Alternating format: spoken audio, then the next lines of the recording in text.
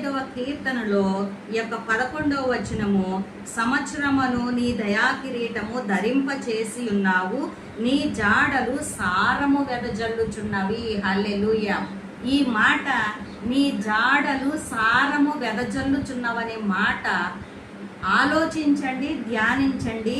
ఎంత అసలు మనసుకు ఎంత ఉల్లాసంగా, ఎంత ఆశీర్వాదకరంగా ఉందంటే అంత ఆశీర్వాదకరంగా ఉంది. నీ జాడలు సారము చిలకరించుచున్నవి. నీ జాడలు సారము చిలకరించుచున్నవి. సారము, నీ జాడలు నీ బ్రతుకు జీవితము, నీ కుటుంబ జీవితము, నీ ఆరోగ్యపు జీవితము, నీ యొక్క ప్రార్థనా జీవితము, నీ యొక్క విశ్వాసపు జీవితము ఏం కలిగి ఉందంట? సారము వెదజల్లుచున్నది. హల్లెలూయా. ఆ స్థితిలో మనం ఉన్నామా?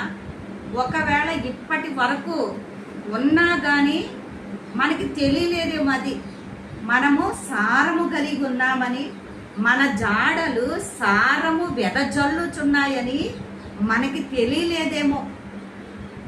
తెలియలేదు. ఎందుకంటే మన జాడలు సారము వెదజల్లుచున్నాయనేది మనకి తెలిస్తే మనం ఎలా ఉంటాం? చాలా సంతోషంగా ఉంటాం అన్నమాట. దేవుని యందు చాలా ఆనందిస్తాం అన్నమాట.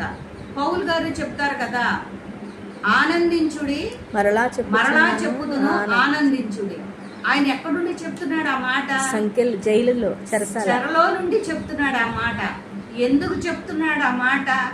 ఆయన జాడలు ఏమైనా సారము వెదజల్లిని. హల్లెలూయా. ఈ జాడలు సారము వెదజల్లిని అంట. ఈ వాగ్దానము మనం పొందుకున్నామా లేదా? మనం పొందుకోవాలి అంటే గనక ఈ జాడలు సారము వెదజల్లేటువంటి యొక్క వాగ్దానం మనం పొందుకోవాలంటే మనం ఏం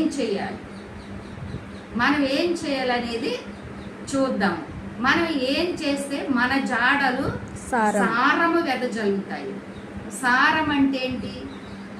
సారము లేని బ్రతుకు, సయాసారము లేని జీవితాలు కదా, సయాసారము లేనటువంటి ఉద్యోగాలు, సయాసారము లేనటువంటి విశ్వాసము, సయాసారము లేనటువంటి ప్రార్థన, అది వినసొంపుగా లేనటువంటిది ఏదైనాను సారం లేనిదే. హల్లెలూయా. అయితే ఇక్కడ ఏమంటున్నాడు? నీ జాడలు సారము వెదజల్లుచున్నవి.